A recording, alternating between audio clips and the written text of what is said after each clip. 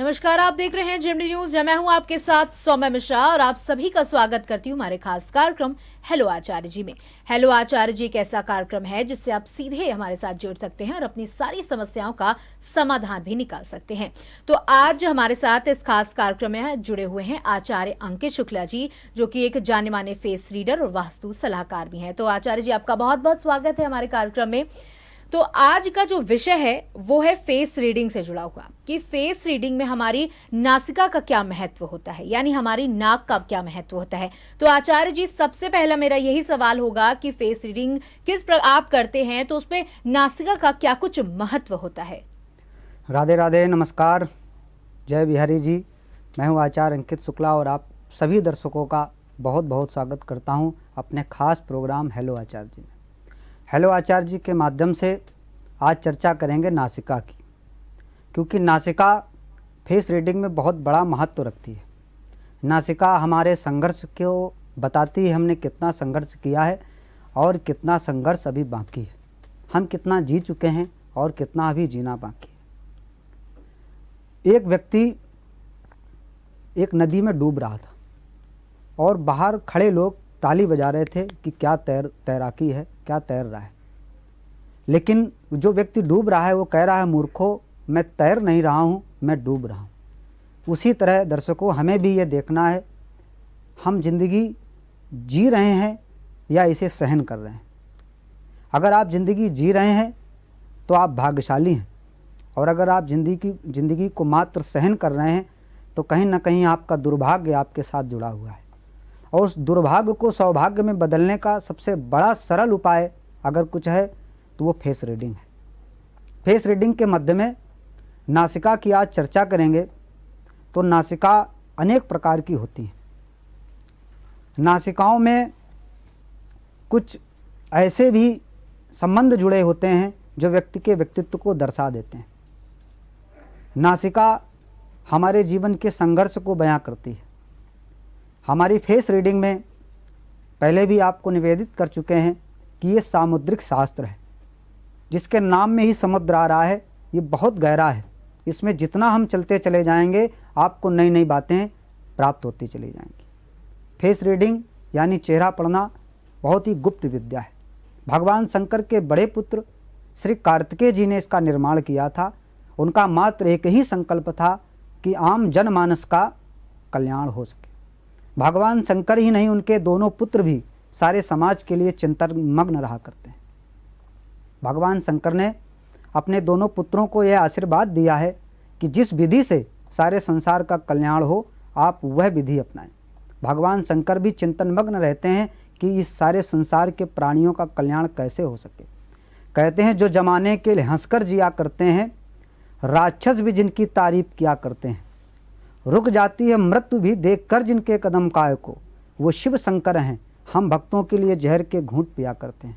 ऐसे महादेव को नमस्कार करके, प्रणाम करके इस सामुद्रिक शास्त्र की हम चर्चा करते हैं। नासिका के विषय में सौम्या जी आपने प्रश्न किया है, तो आपके माध्यम से जेएमडी चैनल के दर्शकों को बताना चाहते हैं कि नासिका आपके भूत भविष्य वर्तमान का एक बहुत अच्छा उदाहरण हो सकती है। अनेक प्रकार की नासिकाएं होती हैं। हमारे फेस रीडिंग में 11 प्रकार की नासिकाओं का वर्णन है, जिसमें से कुछ बिंदुओं पे आज हम बात करेंगे, क्योंकि फेस रीडिंग बहुत ही गुप्त विद्या है और बहुत बड़ी विद्या है। उसमें से सर्वप्रथम आती है सीधी नाक वाले। सीधी नाक वाले जो व्यक्ति होते हैं, उनका व्यक्तित्व बहुत ही सरल होता है, स्वभाव से सरल होते हैं। पर ऐसे लोग जल्दी किसी से अपने मन की बात नहीं कहते हैं। कठिन समय में भी ये लोग धैर्य बनाए रखते हैं। धैर्य हमारे जीवन को बहुत सरल बनाता है, दिमाग से काम लेते हैं। ऐसे लोगों के मन के अंदर क्या चल रहा है समझ पाना बड़ा कठिन होता है। प्रेम के मामले में ऐसे लोगों को ज़्यादातर असफलता ही प्राप्त होती है। ऐसे लोग जीवन में सफल तो होते हैं, लेकिन बड़ा संघर्ष करना पड़ता है। इसके बाद दूसरी नासिका जो देखी गई है फेस रीडिंग में, वो प्रारंभ से उठी हुई और लास्ट में चपटी होती है। ऐसी नासिका वालों के विषय में भी आज हम चर्चा करेंगे। इस तरह की नाक के व्यक्ति बहुत अच्छे व्यक्तित्व वाले, परंतु संघर्ष से परिपूर्ण होते हैं, अनिश्चित स्वभाव के होते हैं। इनका कुछ भी सुनिश्चित नहीं होता कि ये थोड़ी देर में क्या करने वाले हैं। ऐसे लोग बहुत ही सामान्य होते हैं एवं इनकी एक विशेषता जो होती है वो एक ही होती है कि वो जल्दबाजी में निर्णय नहीं लेते हैं। दूसरे लोगों से इनके अंदर जलन भावना भी रहती है। उनका जीवन इन्हें प्रभावित भी कर देता है। ये प्रतिस्पर्धा करने वाले लोग होते हैं। कला और खेल के क्षेत्र में बहुत अच्छा अभिनय करते हैं और इसमें काफ़ी रुचि भी होती है। ईमानदार होने के साथ साथ एक इनकी सबसे बड़ी बात ये होती है कि ये सफल होने के लिए सदैव चिंतन मग्न रहा करते हैं। साथ साथ ये अपने परिवार का नाम रोशन करने के लिए भी प्रयासरत रहते हैं। इसके बाद सौम्या जी एक नासिका और आती है जिसको फेस रीडिंग के माध्यम में शार्प नाक कहते हैं, जिसको तोते जैसी नाक कहा जाता है।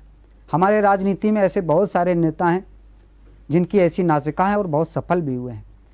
तोते जैसी नासिका जिसकी होती है उनका व्यक्तित्व तो अच्छा होता ही है, लेकिन अगर समझने वाली बात है तो उनको पैतृक बहुत कुछ प्राप्त होता है और वो जो कुछ भी करते हैं अपने जीवन को संवारने के लिए किया करते हैं। तीखी नाक वाले लोग स्वभाव से तेज होते हैं। गुस्सा तो उनकी नाक में ही रखा रहता है। जैसे एक कहावत कही जाती है ना, इनकी गुस्सा इनके नाक में रहती है, तो मात्र इन्हीं लोगों के लिए कहा गया है। ये लोग छोटी सी बात में क्रोधित हो जाते हैं, पर ये दिल के साफ होते हैं और इनका सक्सेस रेट बहुत बड़ा होता है। ये जब भी सफल होने की बात करते हैं तो सबसे पहला इन्हीं लोगों का नाम आता है। काफ़ी मेहनत करने वाले, दिन रात मेहनत करते हैं, आराम करना इन्हें कम पसंद होता है। ऐसे लोग समाज की ज़्यादा चिंता करते हैं और आगे बढ़ने के लिए चिंतन मग्न रहा करते हैं। इसके बाद तीसरी नासिका पे हम बात करेंगे तो उसमें उठी हुई नाक, फेस रीडिंग में इसका भी बहुत बड़ा महत्व है। प्रारंभ से ही जिनकी नासिका उठी होती है ऐसे लोग बचपन से ही मेहनती संघर्षशील हो जाते हैं। अपने काम में काफ़ी एक्टिव देखे जा सकते हैं। ऐसे लोग किसी भी व्यक्ति पर जल्दी भरोसा नहीं करते।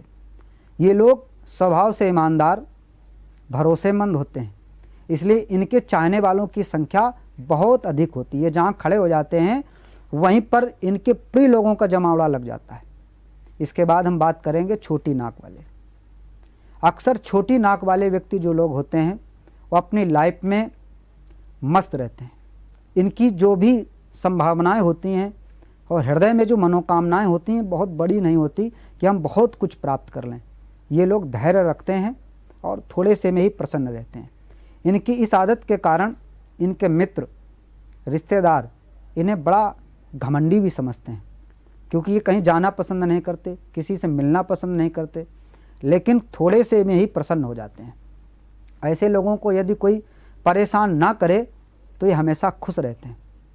व्यर्थ के बाद विवाद में नहीं पड़ते हैं, लेकिन इनको अगर किसी ने परेशान कर दिया तो अब अपनी अंतिम सांस तक उससे बदला लेने की चेष्टा रखते हैं। कुल मिलाकर के कहा जाए तो प्रतिस्पर्धा की भावना बहुत अधिक रहती है। इसके बाद हम बात करेंगे लंबी सीधी नाक वाले। अगर देखा जाए तो हमारी भी लंबी और सीधी नाक है और हम प्रारंभ अपने ही ऊपर से करते हैं, क्योंकि ऐसे लोगों के जीवन में संघर्ष अधिक रहता है। पिता का, गुरु का या मार्गदर्शक इनकी कमी इनके जीवन में बनी रहती है, लेकिन परमात्मा का आशीर्वाद सदैव रहता है।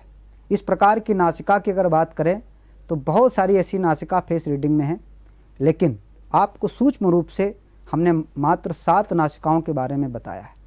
और अधिक जानकारी के लिए आप हमसे हमारे नंबर पे हमारे कार्यालय में संपर्क कर सकते हैं। हमारा मात्र एक ही उद्देश्य है, फेस रीडिंग का अधिक से अधिक प्रचार हो और आम जनमानस को इसकी जानकारी प्राप्त हो। जी पंडित जी, जिस प्रकार से आपने कई तरह की नासिकाओं के बारे में हमारे दर्शकों को जानकारी दी, अगर नासिका की बात करें, जब आप फेस रीडिंग करते हैं तो किन ग्रहों का असर जो है नासिका की वजह से, उसके आकार की वजह से हमारे जीवन पर पड़ता है? देखिए, अगर हम बात करें ग्रहों की तो पूरे चेहरे में अपना अपना ग्रह अपना स्थान बनाए हुए हैं। नासिका में शुक्र ग्रह को प्रभावित करने की क्षमता होती है। जब हम फेस रीडिंग करते हैं तो शुक्र ग्रह और चंद्र ग्रह को हम देखते हैं। अगर पुरुष की बात करते हैं तो शुक्र ग्रह को देखते हैं। अगर किसी महिला की फेस रीडिंग करते हैं तो चंद्र ग्रह को हम देख करके उसका ग्रह अनुकूल है या प्रतिकूल है और उसको कैसे अनुकूल किया जाए, इस पे हम चर्चा करते हैं और उसके सरल उपाय भी बताते हैं। हम अपने ग्रहों को अनुकूल करें और जीवन के सारे सुख उनका उपभोग करें, उसके लिए अपनी नासिका का भी ध्यान रखना परम आवश्यक है। इस नासिका से कौन से ग्रह प्रभावित हो रहे हैं उस पर भी चर्चा कर लेनी चाहिए।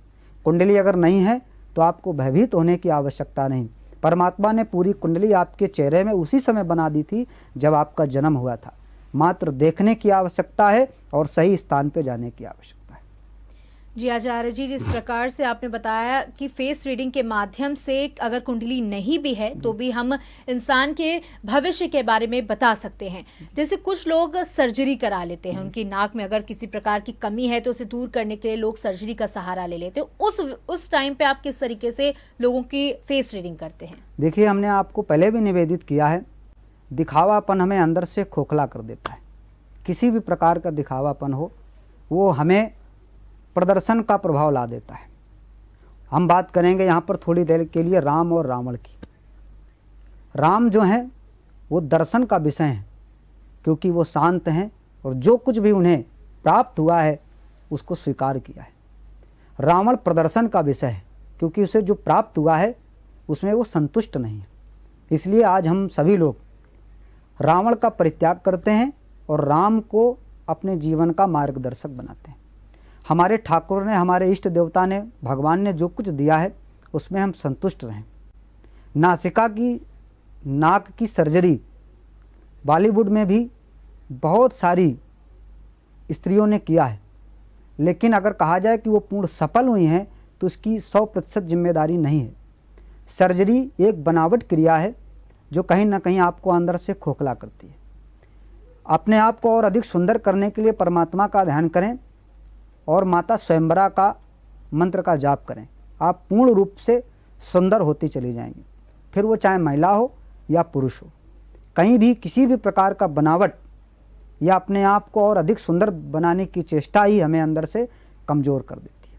इसलिए सौम्या जी, प्रयास ये करना चाहिए कि जो परमात्मा ने दिया है हम उसमें प्रसन्न रहें। अगर आपने सर्जरी करवा ली तो हम फेस रीडिंग कैसे करेंगे, क्योंकि वो बनावटी है। वहाँ पर हम जो भी ग्रह देख रहे होंगे तो हमारा फलादेश गलत ही निश्चित निकलेगा। जी आचार्य जी, अगर हम बनावटी रूप अख्तियार करेंगे तो फिर कहीं ना कहीं हमारे जीवन पर वो प्रभाव भी एक तरीके से नकारात्मक ही डालेगा। तो दर्शकों, जिस प्रकार से आचार्य जी ने सारी जानकारियां दी कि आपकी फेस रीडिंग नासिका के माध्यम से किस प्रकार से हो सकती है, कितने प्रकार की नासिकाएं होती हैं और अलग अलग प्रकार के लोगों के स्वभाव भी किस प्रकार की नासिका से दर्शाए जाते हैं, उसकी भी जानकारी दी। तो हमारे इस खास एपिसोड में आज के लिए इतना ही। तो आचार्य जी, आपका बहुत बहुत धन्यवाद हमारे साथ इस खास कार्यक्रम में जुड़ने के लिए। तो दर्शकों, आज के एपिसोड में सिर्फ इतना ही। आगे फिर हम आपसे करेंगे मुलाकात। आप देखते रहें GMD न्यूज। नमस्कार। अगर आपको हमारा वीडियो पसंद आया हो तो हमें लाइक करें, सब्सक्राइब करें और ज्यादा से ज्यादा शेयर करें। और हाँ, बेल आइकॉन दबाना ना भूलें ताकि हर खबर का अपडेट आप तक पहुंचे तुरंत। आप हमें इंस्टा, ट्विटर और फेसबुक पर भी फॉलो कर सकते हैं। हमारी ID है @GMD News